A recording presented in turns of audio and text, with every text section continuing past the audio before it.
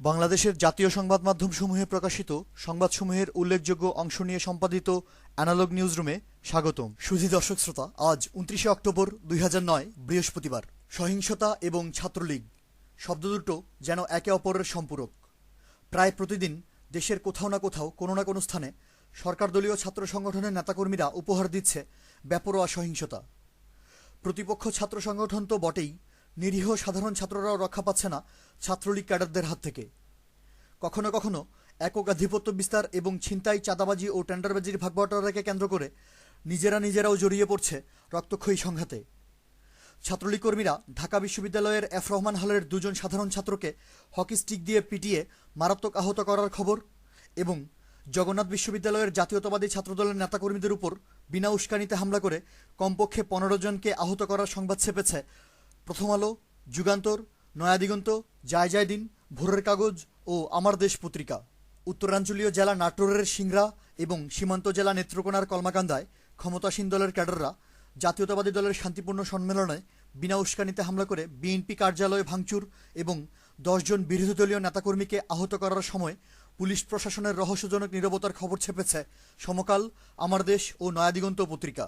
সরকারদলীয় ছাত্র সংগঠন ছাত্রলীগের ক্যাডাররা খুলনা মেডিকেল কলেজ ছাত্রাবাসে ভিন্ন রাজনৈতিক মতাদর্শী একটি ছাত্র সংগঠনের ১২ জন কর্মীকে বেধড়ক মারধর করার সংবাদ এসেছে মানবজমিন, নয়াদিগন্ত ও যায় দিনে। একক আধিপত্য বিস্তারকে উপলক্ষ করে কুষ্টিয়া সরকারি কলেজ ও খুলনা পলিটেকনিক ইনস্টিটিউটে আওয়ামী ছাত্রলীগের একাধিক গ্রুপের দফায় দফা সংঘর্ষে মোট ১৫ জন আহত হওয়ার খবর ছেপেছে প্রথম আলো, যুগান্তর, নয়াদিগন্ত এবং মানবজমিন। খুলনা, ফরিদপুর ও রাঙামাটিতে ক্ষমতাসীন দলের লোকজনদের বাধায় সাধারণ ঠিকাদাররা বিভিন্ন সরকারি প্রকল্পের টেন্ডার কার্যক্রমে অংশ নিতে না পারার খবর এবং ভাগবাটোয়ারাকে উপলক্ষ করে সরকারি দলের বিভিন্ন গ্রুপে সংঘর্ষের সংবাদ ছেপেছে সমকাল, মানবজমিন, নয়াদিগন্ত ও যায় দিন। গত ২৬ দিনে শুধুমাত্র রাজধানী ঢাকায় ২৩টি নৃশংস হত্যাকাণ্ডের তথ্য প্রকাশ করে আইনশৃঙ্খলা পরিস্থিতির উদ্বেগজনক অবস্থার খবর ছেপেছে মানবজমিন পত্রিকা।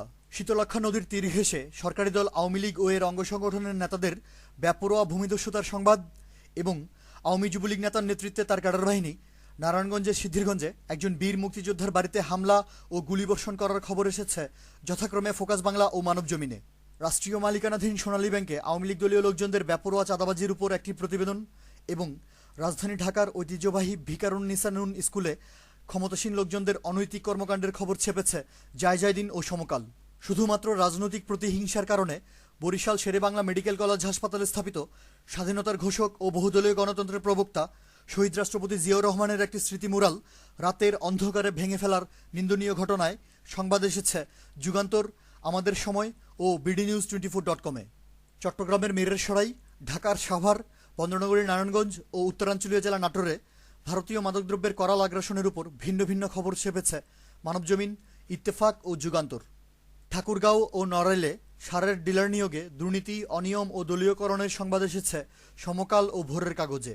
বার্তা সংস্থা bdnews24.com ও ফোকাস বাংলা এবং দৈনিক আমাদের সময়ে নিউজ আপডেট হয়েছে ঢাকার সাভারে বিরোধী দলীয় শান্তিপূর্ণ সমাবেশে আওয়ামী লীগ ক্যাডারদের হামলা এবং রাজশাহী সরকারি কলেজে প্রতিপক্ষ ছাত্র সংগঠনের সাথে ছাত্রলীগের রক্তক্ষয়ী সংঘর্ষে কমপক্ষে ১৫ জন আহত হওয়ার সংবাদ।